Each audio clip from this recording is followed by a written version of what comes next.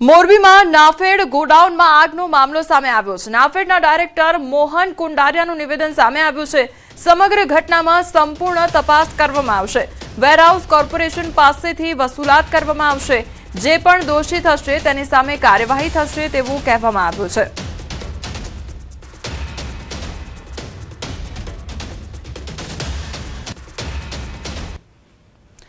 તો આગ લાગવાનો મામલો જે આ સામે આવ્યો છે તે મામલે હવે વધુ તપાસ હાથ ધરવામાં આવશે। જે પણ જવાબદાર હશે તેની સામે કાર્યવાહી કરવામાં આવશે। તો મોરબીમાં નાફેડ ગોડાઉનમાં આગનો મામલો સામે આવ્યો છે। ધુમાડાના ગોટે ગોટા સર્જાયા હતા।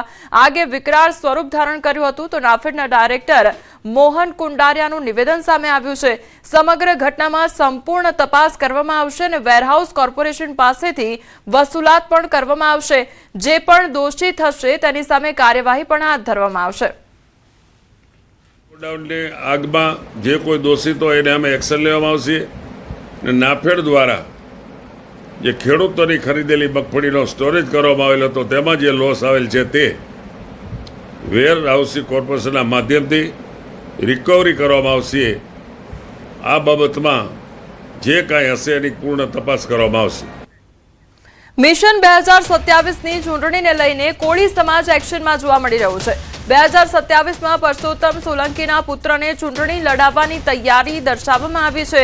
અખિલ ભારતીય કોળી સમાજના રાષ્ટ્રીય ઉપાધ્યક્ષનું નિવેદન સામે આવ્યું છે। દિવ્યેશભાઈ ચૂંટણી લડશે અને મંત્રી બનશે તેવું પ્રવીણ કોળી દ્વારા નિવેદન આપવામાં આવ્યું છે। ચૂંટણી લડવા અંગેનો અંતિમ નિર્ણય ભાઈનો રહેશે। દિવ્યેશભાઈ બહુ સક્રિય છે। શિક્ષણને લઈને એક લાગણી છે તેવું પણ કહેવામાં આવ્યું છે।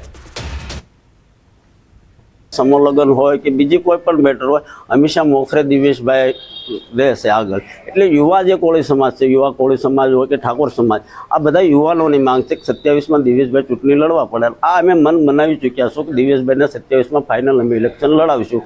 આ માંગ સાથે કોળી સમાજ હંમેશા અમે આમાં તટસ્થ રહેશે। દિવ્યેશભાઈ 27માં આપણને મંત્રી, ધારાસભ્યની પણ મંત્રી તરીકે જોવા મળશે।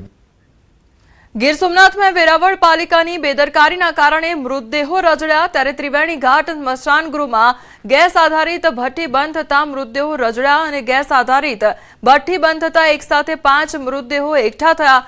બીજી તરફ સ્મશાન ગૃહમાં લાકડા પણ ભીના હોવાથી મુશ્કેલી વધી ગઈ છે। સ્થાનિકોના મતે છેલ્લા 5 દિવસથી ગેસ આધારિત ભઠ્ઠી બંધ હોવાથી મૃતદેહો રજડી પડ્યા છે। ચોમાસા દરમિયાન યોગ્ય વ્યવસ્થા કરવા સ્થાનિકોની માંગ ઉઠી છે। એ લોકોને અત્યારે વરસાદની મોસમ છે।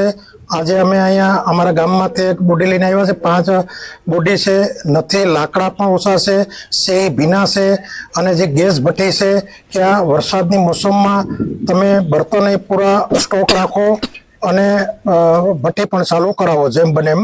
કે 4 થી 5 સબ આવેલા હતા તો ચીમની જે ગેસની જે બળવાની વ્યવસ્થા છે એમાં કોઈ સુવિધા નથી, એ કદાચ બંધ છે। અને અહીંયા બર્તન છે તો બર્તનની કોઈ પણ સુવિધા નથી અને થોડા ઘણા છે એ પાણીમાં પલળી ગયેલા છે। અને બહારથી જેટલી પણ અહીંયા સ્મશાન યાત્રાઓ આવે છે તો એ લોકોને સગવડ કરવાની જવાબદારી છે